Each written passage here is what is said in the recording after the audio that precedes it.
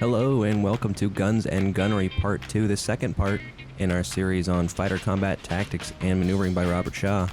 This time, prepare yourselves, it's going to get a little bit more in-depth. Now last time we covered the two types of weapons we typically encounter when we talk about guns types of systems, right? That's the machine gun and the cannon. We also talked about the nomenclature we use to describe analytically a shooting situation. We talked about all of those terms we need to know. And now in this section, we're going to talk about the gun sights we use and gun employment specifically.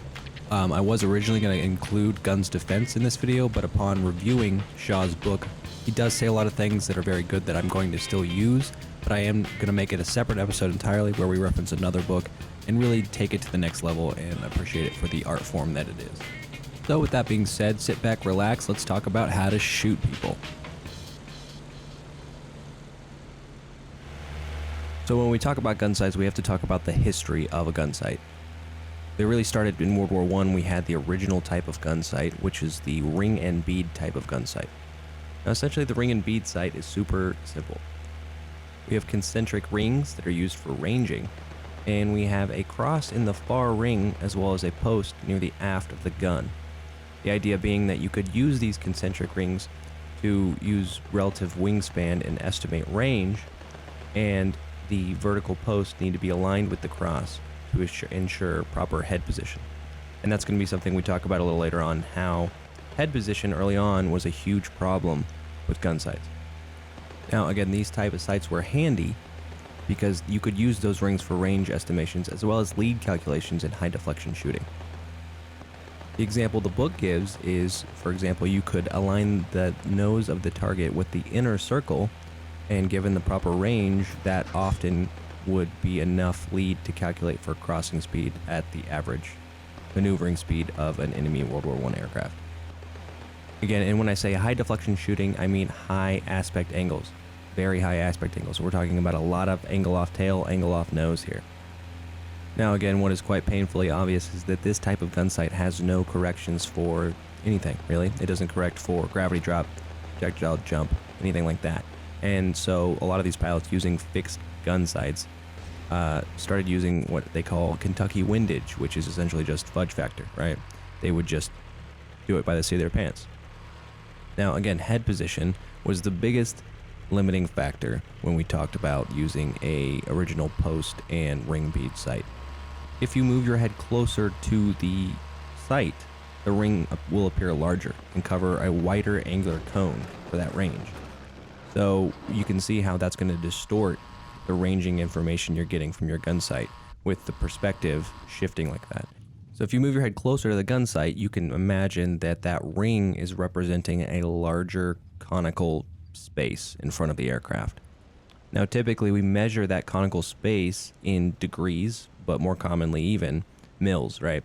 So we talk about what is a mil. You always hear people talk about sighting sniper rifles and things like that. They say how many mils, and it's always this, esoteric language. What are you talking about? Well, it's super simple. Now this is less important, but just a kind of a gee whiz number. 1 degree is 17.5 mils. Now converting between degrees and mils incessantly, I think, makes it a little too complicated. So we're just going to talk about things strictly in mils. So if we talk about a typical fighter wingspan, we'll talk about maybe let's talk 35 feet. So it's super easy. If we have a target at 35 feet wingspan at 1,000 feet away from us, then how many mils is it? 35.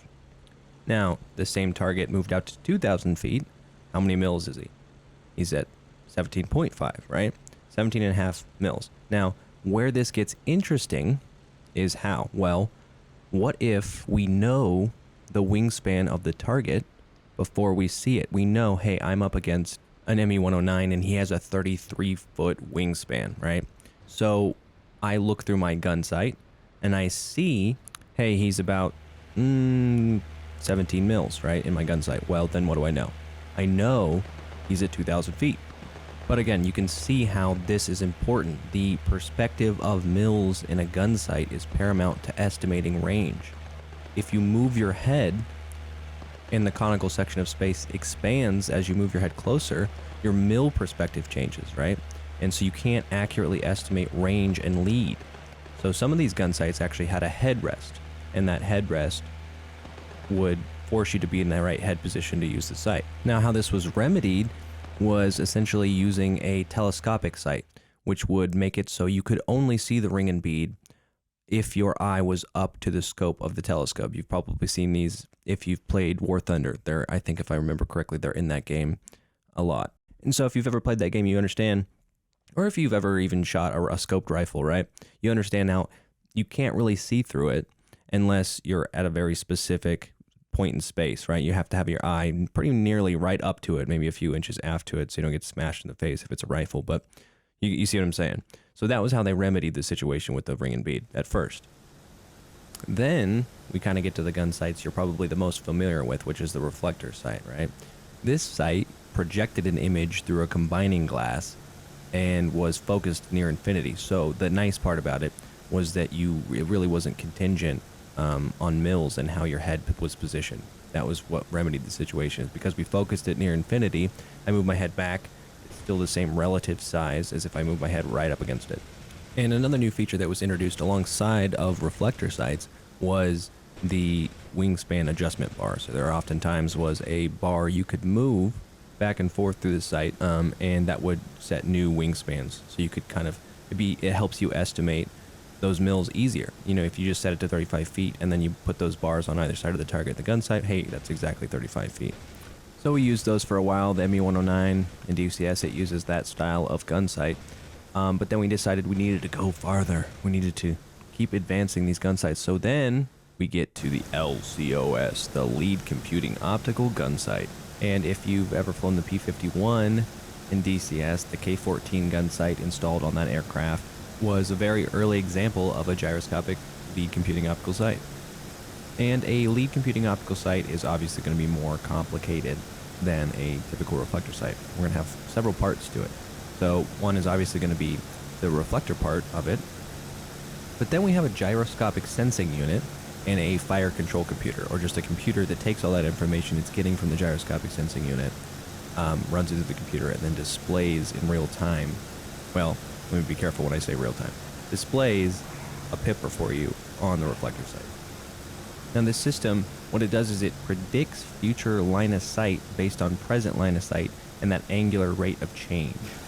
And simply what you do is you put that pipper being calculated on the target, and then you adjust your sight picture to the wingspan of the target. So you need that pipper to be the same wingspan as the target, and you could usually do this with a throttle control type of mechanism. And once you've done that and the range has been calculated by the computer, and it compares that range against the wingspan that has been previously selected prior to the attack, just like we talked about earlier, then the computer knows the target's range. So once these corrections are displayed on the sight unit, you have a sight picture that moves in the opposite direction of the LOS movement. So in order to continue tracking a target, the pilot must adjust his aim in the proper direction for the lead correction. So for example, the computer determines more lead is required, you guys start pulling more G's, the pipper's going to slide after the target's tail, and then you have to pull up a little bit more to continue tracking the target. Now there's a lot going on here, a lot of parameters that this fire control computer is calculating because it's trying to give you a future pipper. So it's going to give you a future LOS position predicted at this time of firing that you're at right now, and display after a trajectory's new TOP where it would hit now. If you fire now, this is where it's going to hit. That's what the pipper's saying. So it's got to calculate a whole number of things, right? It's got to calculate the shooter speed and altitude, the distance the bullet must travel to the target, and that's going to be based on your current firing range, and then that range's rate of change, your closure rate, right? And that's a big one, that rate of change, because not only is it going to calculate the rate of change of your range, but the rate of change of your line of sight and your speed and attitude. And so because it's calculating all these things, it has often what's called a settling time. So the settling time is literally just the time it takes that computer to calculate the pipper and display it on the sight unit. That can be frustrating because what ends up happening is in a very high deflection situation, or any situation where your target is maneuvering wildly to try to avoid your fire, these parameters are going to be jumping all over the place. And when they do, it often renders a predictor type of sight. That's important. A predictor director sight. Unusable. So at this point, the way that these sights are determining range to the target are you set the wingspan in, and then you control your pipper to match the target right now. And when that previous range that you set in matches what the computer calculates your pipper's range is right now, then it knows, hey, okay, we're at 2,000 feet, we're at 1,000 feet.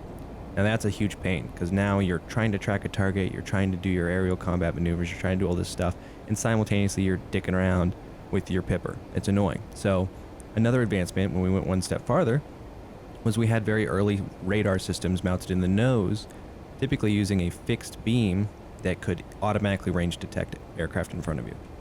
Now obviously we're going to talk about radar much more later on throughout the book, but just two quick limitations of radar again. You know this: ground return. If you're looking down, it can't tell. It has a hard time determining what is in front of it, as well as it's vulnerable to ECM. So if your entire gun sight system is based around that radar, and then the guy starts dumping chaff or running a jammer, you can find yourself in a world of hurt unless you have a manual backup. So a lot of these systems could revert back to the old method of using a fixed wingspan and then comparing that to pipper size.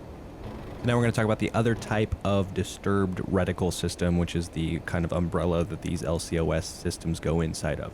Anytime you have a reticle that isn't fixed, what do you know? It's a disturbed reticle system. So we covered the predictor director sight. Now we're going to talk about the other type, which is the historical or real-time sight.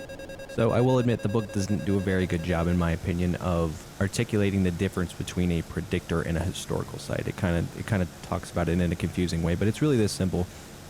Predictor sight is trying to tell you, if you fire now, this is where your bullets will hit. Historical sights are saying, if you just fired, this is where they would have hit, right? It's really that simple. Almost imagine a historical gun sight as like the vacuum tube delivery system at the bank, right? So there's this giant tube hanging out the front of your aircraft, and when the end of the tube at your specified range touches your target, it's saying, oh, hey, if you send mail right now, it's going to get there, but only if you're able to hold the pipper on the target, right? Because it's historical. It's saying, okay, this would have happened, and so if it's a tube, you have to keep it on the target. Now, a historical type of sight has a few advantages over a director type of sight. Again, there's less parameters being calculated, and because there are less, you have less settling time. And oftentimes your pipper is going to be less erratic because the only parameters being used are real-time parameters. There's nothing that's being predicted from your target's future maneuvers. Now, a drawback is going to be that it is a historical sight, so it is a lag of 1 TOP. So because of that, you don't have very much control over your pipper, right? You can't do a fine correction instantly with the pipper because it's looking back. But because the sight is more stable, I'm sure you're not going to be surprised to find out that this type of sight is often more effective against a maneuvering target. So those are the two types of, LCOS sights, and you have many variations of these types of sights now, but usually the only difference is the display format, right? We're going to have different operating systems on these sighting units that are going to give you they're just going to display the same types of information in different ways. And so that pretty much wraps up gun sights. Again, there are certain parameters that these gun sights are never going to be able to correct for. That's going to be like things like, barrel vibrations and the small differences between different munitions, right? This brand of 50 caliber round shoots a little farther than this brand or whatever, stuff like that. So moving on, we're going to talk about straight up gun employment and the science behind how do we actually shoot these weapons.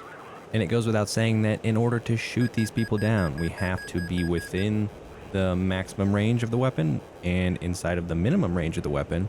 And we have to actually be able to be in a situation where the bullets are pointed at the target, right? Kind of goes without saying.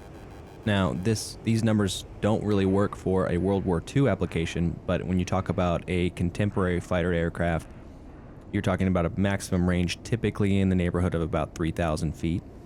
And the minimum range is going to be completely contingent on closure and your current speed, right? So you essentially have to be able to get out of the way of the cloud of debris. If you're moving around at 250 knots in a World War II dogfight, your minimum range is going to be much closer to the target than if you're in an F-14. Now, the term we use when we talk about how to shoot a gun in a lethal way, we have to talk about required firing time. So this is how long of a trigger pull it takes to kill this particular target, and you need to maneuver your aircraft in a situation where you can deliver that many rounds. Or to say it more scientifically, available firing time must exceed required firing time. Now, it's easy to imagine the types of factors that would affect required firing time, right? That kind of goes back and harkens back to our lethality chart, right? If I'm running around with 30 cals, well, my required firing time is going to be huge if I'm up against a very armored target. Let's say I'm up against a B-17 and I'm carrying a Colt 45.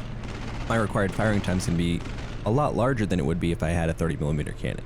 So when we talk about shots, types of shots to make, we have two main types of shots. We have tracking shots, which we're going to cover first, and then we have snapshots. When we talk about a tracking shot, that's going to be a shot taken from what they call in the saddle. That's when you need to maneuver into your target's plane of motion and be at a reasonable distance behind him, so you're mirroring his every move. He's got no relative velocity in your gun sight. He appears motionless, right? He enters a left bank. You're essentially flying a formation behind him directly, right? And that is a tracking shot.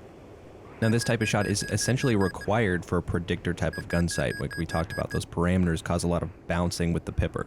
And as I'm sure you can imagine, this tracking style of shot requires a lot of concentration. To completely eliminate all relative motion, you have to be mirroring throttle inputs to control closure rates. You have to control the bank angles and all these types of things. And because of that, it is often a very dangerous type of shot to make in a multiple plane engagement. If it's just you and a bogey and it's just you two, sure, outfly him, get on his six, saddle up, and just kind of rein him in with a nice, smooth, easy, controlled tracking shot. But if that style of shot, if that style of flying is going to compromise your safety in a multiple plane engagement, it's obviously not advisable. And that's what I always recommend to people who say, okay, it's completely impossible to come out on top in a 2-on-1 engagement. Well, required firing time is going to be a lot to do with this, but when we talk about snapshots, that's the name of the game in a multiple plane engagement. You have to continually fly defensively and maneuver into snapshot types of solutions and only take those. Now, when we talk about tracking shots, the ideal tracking shot location is about 30 to 60 degrees angle off tail for a lead computing optical sight and 0 to 30 degrees for a fixed sight.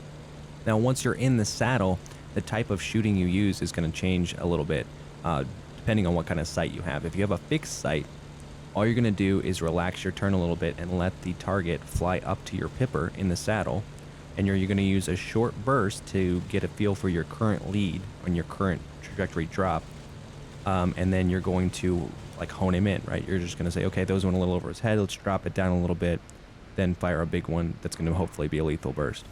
When you have a disturbed reticle type system, you don't chase the pipper. You got to attempt to maneuver the gun bore line using a fixed point in space to imagine what is your gun bore line, again, because a disturbed reticle isn't going to display that. And then you got to, hopefully the computer settles down and you can maneuver slightly, easily to get that pipper onto the target. Now, when we talk about a tracking type of shot, a huge common mistake is to get into your target's plane of maneuver when you're way out of range.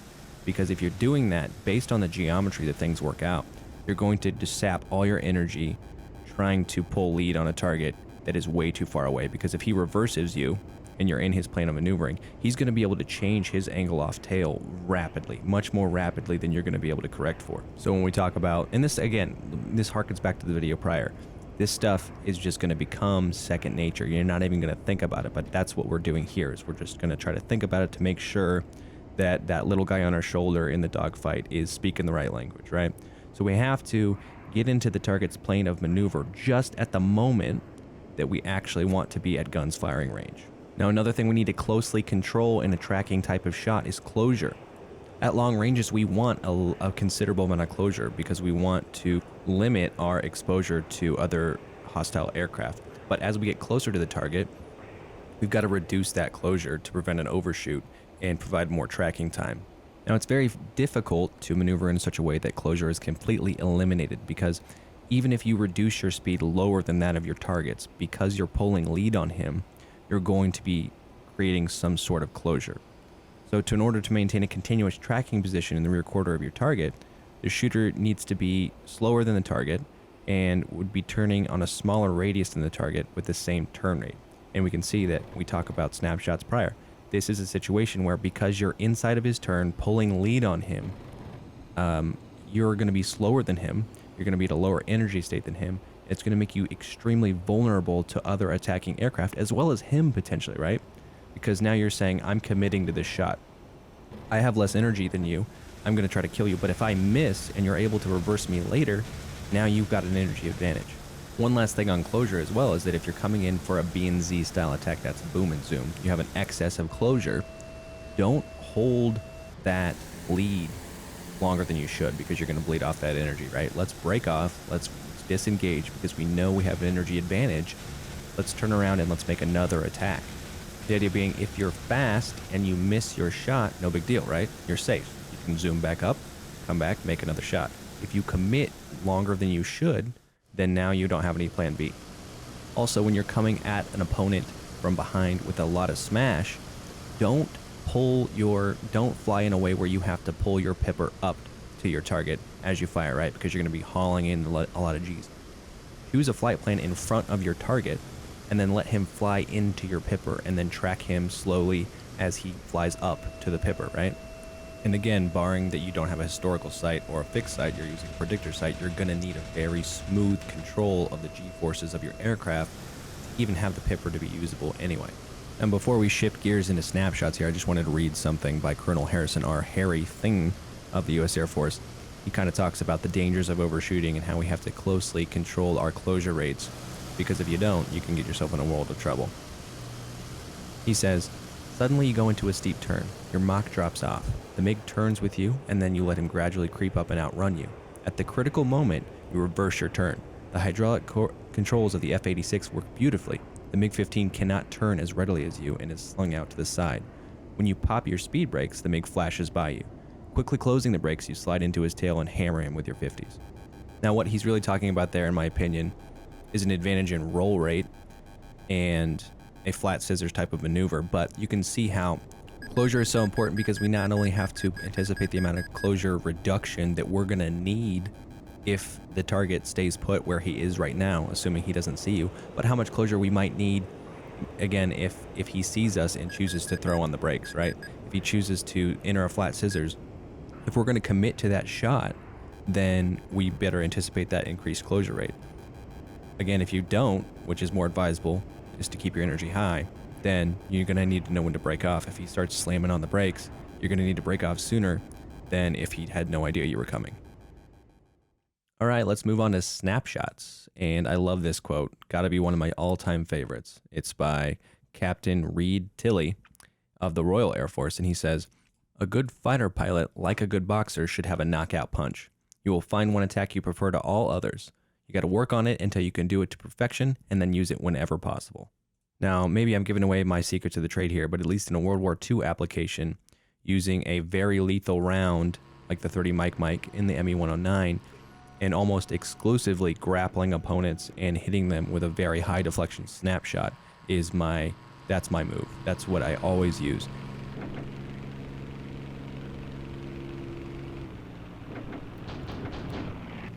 Woo! Biatch!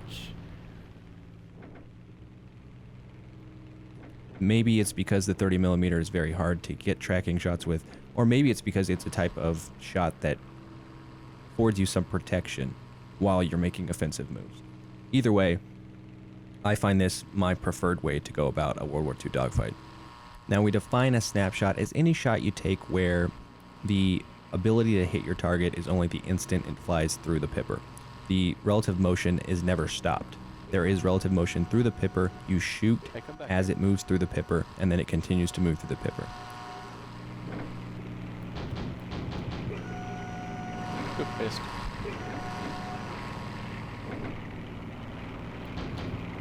Oh, missed. I did miss.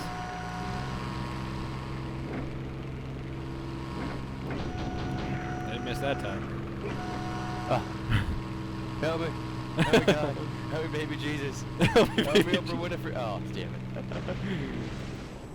Now, a high G snapshot is almost a tracking shot. It's going to be a situation where you're probably in the saddle with your opponent, but you just can't pull enough G's to completely reduce relative motion to nothing. And so it's more of a pull, fire, pull, right? So you're just kind of notch up the nose and then, pull as many G's as you can for that moment. get the shot, and then go away. I don't typically fly in a way where I ever take very many high G snapshots. Now, the advantage of this type of in-plane maneuvering in a high G snapshot or a tracking shot that we didn't really previously discuss is oftentimes the most vulnerable area of an aircraft is the fuselage.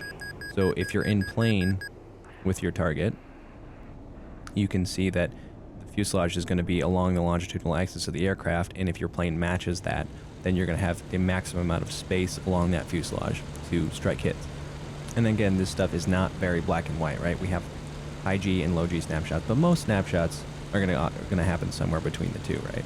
Now, one interesting thing that happens with snapshots if you're maneuvering in plane with your target is that often if you're going to do a snapshot, you're going to need a lot of excess lead, and this excess lead can oftentimes, in a saddle type of situation, cause you to have to pull your nose in a way that it occludes the target. So you're pulling so much lead that he's below your aircraft and you can't even see him.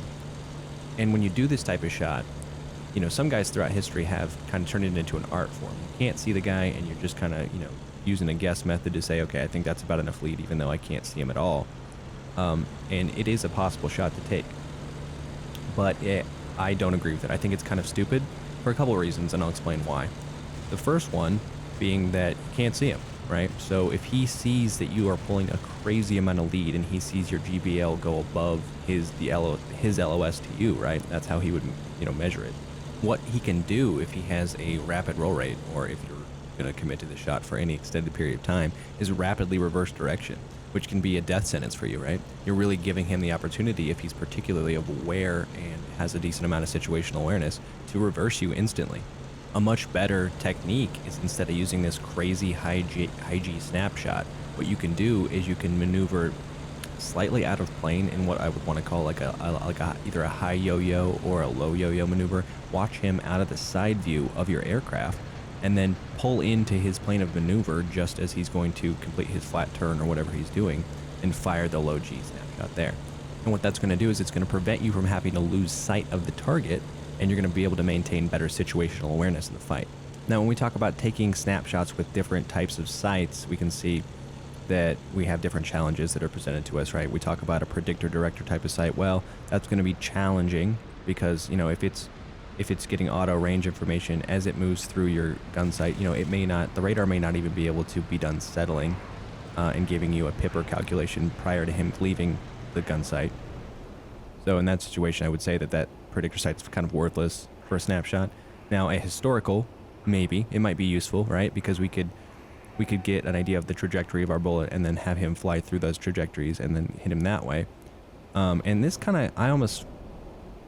may be a simulator kind of thing, but I almost would say that my preferred gun sight, and this is just a personal preference for taking snapshots, is definitely the fixed type of sight. I find the Kentucky windage and the kind of intuiting that I need to do to get an accurate snapshot, oftentimes I do much better with the gun bore line indication or a fixed sight. So if you have, a contemporary jet fighter that has the tunnel or whatever that requires you to be in the plane of maneuvering you need to be inside of, I often just end up using the cross, and that's just what I do, and I'd recommend experimenting with just doing that. So a last quick few things here before we move on to guns defense is we want to talk about two things really. One is how we do the fine motor corrections. Not anybody I've ever seen talk about that. We need to talk about how, and this is the stuff that you'd learn if you were getting your private pilot's license with me, right? We don't death grip the controls. These corrections, these small adjustments we need to make to our pipper as we get a snapshot or as we're tracking for a shot need to be made with a smooth grip. Oftentimes these guys will put both hands on the stick and very lightly and gently, smoothly make those corrections they need to make. Do not death grip the controls. What I have private pilots do, again, when they're learning to fly for the first time, often they're flying with one hand on the yoke, and I have a pencil kind of above their middle two fingers and around the top. So if they squeeze down with their hand, it hurts. Another big one, other than grip, is you got to make sure you're coordinated, and that's probably the most forgotten thing, of any of this stuff we've talked about, is that these sights don't correct for the Magnus effect. That's what happens to your rounds if you have any yaw angle at all when you're firing. So make sure you're coordinated. Trim it out if you need to trim it out. Do what you have to do, but don't fire uncoordinated. I have seen people in the past who do a type of method where they'll kick their rudders to get more of like a shotgun style shot, where they kind of like, once their rounds are hitting the target, they blast around the target with their yaw they've touched. But that kind of goes back into what we're talking about next, which is don't hose pipe tracers. And what I mean by that is, we talked about, well, you can see your trajectory with your tracer rounds and then walk those tracers like a pipe up to your target. Don't do that, because it wastes way more ammo, and it's not a very professional way to go about it. It wastes a lot of ammo, and it isn't really a form of gunnery. It's just kind of like using a laser pointer, right?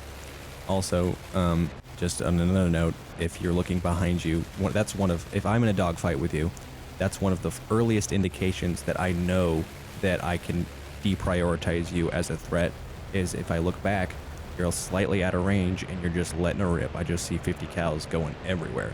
Then I'm gonna know, okay, this guy doesn't really know what he's doing, so I can maybe reverse him, forget about him for a minute, and focus on an opponent that is taking much more precise shots that I can tell just the way he's going about his maneuvers and his firing is much more dangerous to me.